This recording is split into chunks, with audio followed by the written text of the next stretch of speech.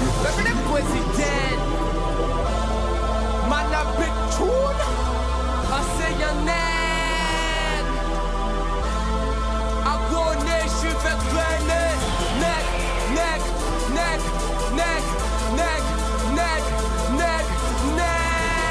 I go nation for granted. This I thought that's clap and kill. I say your neck. I go nation for granted. This I thought that's clap on a creek and the mountain. But c'est pour que comme moi, pas qu'à représenter. On fait pas primer, mais y'en fait déterminer. Yeah, I go nation for granted. This I thought that's clap on a creek and the mountain. But c'est pour que comme moi, pas qu'à représenter. On fait pas primer, et y'en fait déterminer. C'est une question à poser tenter. Pourquoi 2010 en nègre incriminé? Pourquoi en nègre interdit de progresser? Pourquoi Adam Cousta il fait toujours disqualifié? Pourquoi Usain Bolt toujours arrivé premier? Pourquoi Adam Biro en nègre si c'est dernier? Viva Obama, politique on va aimer. Viva Wawia, c'est un combat pour Bala. C'est un nègre. Bonjour à tous, c'est le site 971 et nous revoilà pour une nouvelle vidéo.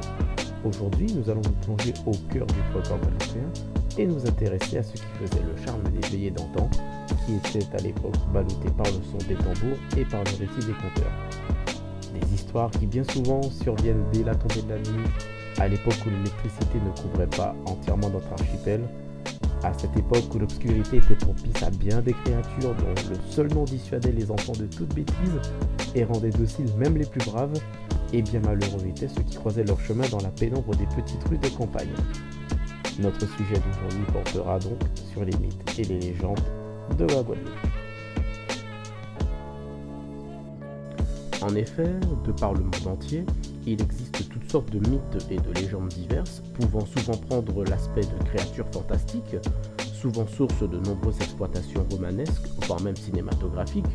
Donc tout le monde connaît par exemple le loup-garou ou encore le vampire, qui vient d'une célèbre légende roumaine, rendue célèbre grâce à la plume de Bram Stoker.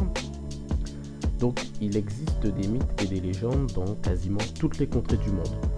On peut citer le chupacabra, qui est connu pour ses attaques de chèvres en Amérique du Sud, ou encore le kongamato en Afrique, qui est une sorte de ptérosaure qui a la réputation de couler les bateaux. Dans d'autres folklores en revanche, le mythe ou la légende à proprement parler ne se matérialise non pas par une créature surnaturelle, mais plus par le côté mystique d'un lieu. On peut prendre par exemple le monolithe de Stonehenge, ou encore le fameux lac du Loch Ness en Écosse, qui habiterait un monstre depuis de nombreuses années. On peut aussi citer la célèbre structure de Richa, en Mauritanie, qui est un large cercle de 50 km de diamètre, qui est visible entièrement seulement depuis l'espace, de même que l'inquiétant lac Angikuni au Canada, à côté duquel un village de 2000 habitants aurait disparu dans des circonstances mystérieuses dans les années 1930. La Guadeloupe non plus n'échappe pas à des mythes et des légendes qui lui sont propres, qui se matérialisent à la fois par des créatures surnaturelles et aussi par des lieux mystiques disposant chacun d'une histoire particulière.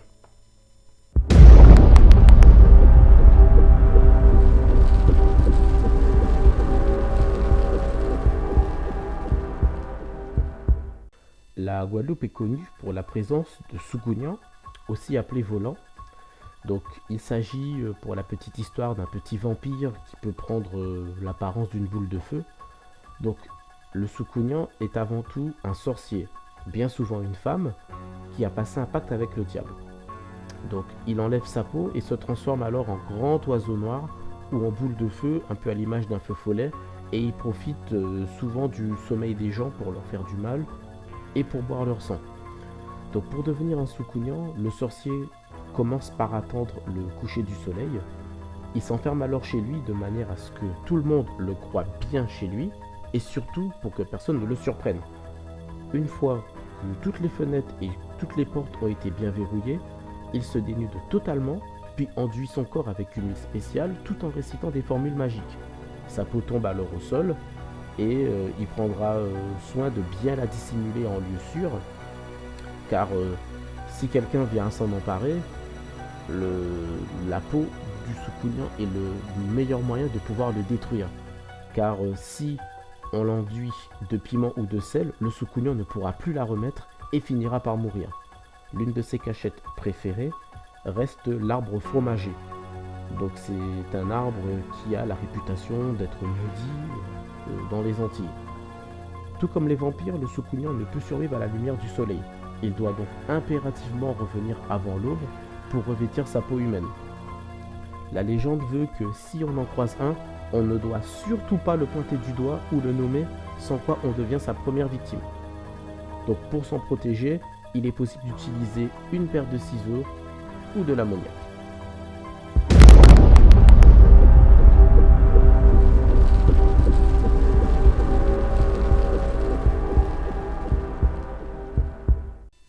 La bête à Moïbe est en fait une sorcière qui déambulait le soir au bord des routes, prenant l'aspect d'un énorme cochon, traînant ses petits derrière elle dans une cacophonie de chaînes.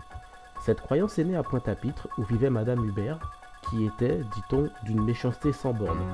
À l'époque, les gens entendaient des bruits bizarres la nuit tombée aux abords des maisons. Ils étaient similaires à des pas de sabots et des chaînes traînées par quelqu'un. Il fallait alors rester chez soi, et cette histoire a souvent été racontée aux enfants pour les dissuader de sortir la nuit, et surtout aux jeunes filles.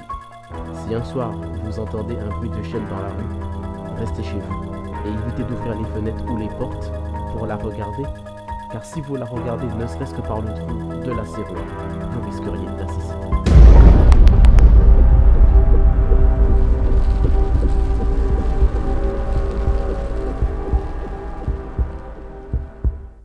La diablesse est représentée sous les traits d'une femme très belle, magnifique, mais toujours vêtue d'une longue robe, parce que cette longue robe lui permet de dissimuler le sabot de cheval, de bouc ou de cabri qu'elle aurait à la place de l'un de ses pieds. Elle est connue pour hanter les forêts locales, car bien souvent, les hommes la croisaient au cours d'un bal, dansaient avec elle et se faisaient séduire par elle. Elle leur proposait ensuite de se rendre dans un lieu plus calme, avant de les entraîner dans les bois, d'où ces derniers n'en ressortiraient jamais. Ils étaient souvent retrouvés au petit matin au pied d'une falaise avec la nuque brisée. Sur les plantations, car le mythe de la diablesse remonte aussi à l'époque de l'esclavage, donc sur les plantations, elle était redoutée par les esclaves car elle représentait les femmes blanches, donc bien souvent la femme ou des filles de maître, qui prenaient un malin plaisir à séduire les plus beaux esclaves, qui étaient ensuite très sévèrement punis par le maître.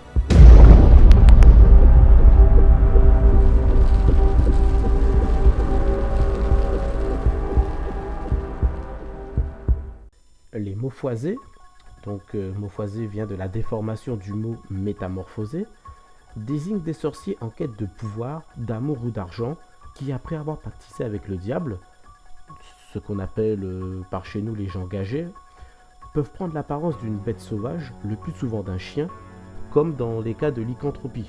Donc petit rappel pour ceux qui ne le sauraient pas, la lycanthropie c'est le fait de se changer en loup. Donc on pourrait dire que les Maufoisés sont plus précisément des loups-garous en forme de chien, par chez nous. Donc pour cela, il enlève sa peau humaine, et la nuit, il prend sa forme animale. Donc ce chien erre la nuit, mais il ne fait de mal à personne, sauf s'il vous désigne comme étant son ennemi. Il doit retrouver sa peau d'origine avant le lever du jour, au risque de mourir ou d'être condamné à errer sous sa forme animale pour toujours. Donc on raconte qu'il est possible de le chasser avec de l'eau bénite ou en utilisant ce qu'on appelle des pierres-feu. Si vous voulez savoir quelle est la personne qui se cache sous l'aspect du chien, vous le frappez avec une pierre-feu. Ce sont les pierres polies qu'on trouve près des rivières, ou vous pouvez les frapper en utilisant des branches de cerisier pays.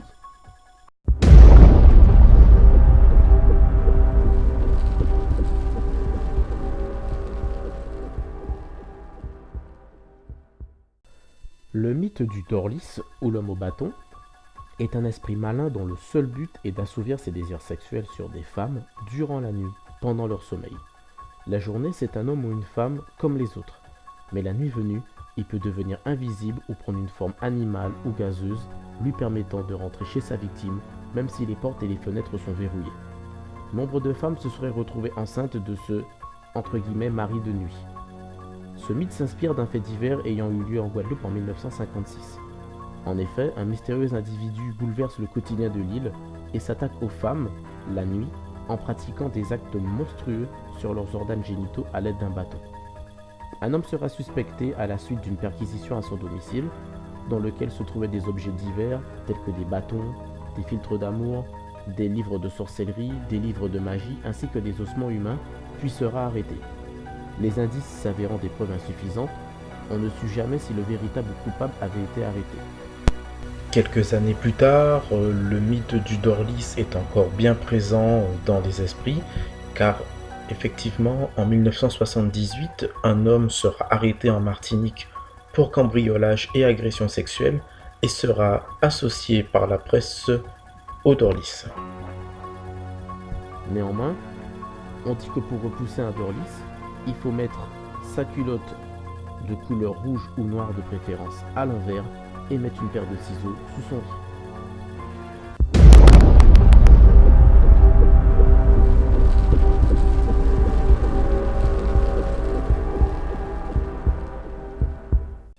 Le zombie est de tous les esprits le plus connu et le plus craint.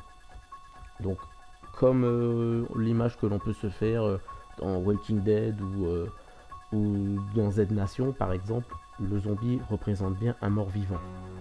Il est représenté comme un homme immense, sans tête ni bras, ramené à la vie après son enterrement par un quimboiseur et condamné à errer sans fin parmi les hommes. Il n'est pas particulièrement dangereux mais reste effrayant. Souvent dans les cases, on plaçait un petit tas de sable pour les décourager car un zombie est censé compter tous les grains avant de franchir un seuil. Il n'est pas rare, encore aujourd'hui, mais on voit plutôt ça en milieu rural, d'entendre certains parents dire à leurs enfants qu'un zombie va les emporter s'ils ne sont pas sages. Et voilà, nous arrivons au terme de cette vidéo, donc j'espère qu'elle vous aura plu. Si c'est le cas, pensez à laisser un petit j'aime pour montrer quand même que la vidéo vous a plu. Pensez à vous abonner à la chaîne si ce n'est pas déjà fait. Et vous pouvez nous suivre sur les réseaux sociaux. Donc faites attention à vous. Une fois la nuit tombée, pensez quand même à regarder autour de vous si vous êtes amené à parcourir les petites rues de Guadeloupe. Allez, bon vent à vous. Plus tard, plus force. Mapi, poliment, poliment, qu'a tué vous gentiment. Avait des bites et des risques, qu'a cassé son laissement. Qu'a arraché dans un monde qui pisse et bon à dents. Respectez mes mons, je disais ça voter depuis longtemps. Mapi, poliment, poliment, qu'a tué vous gentiment. Avait des bites et des risques, qu'a cassé son laissement. Qu'a arraché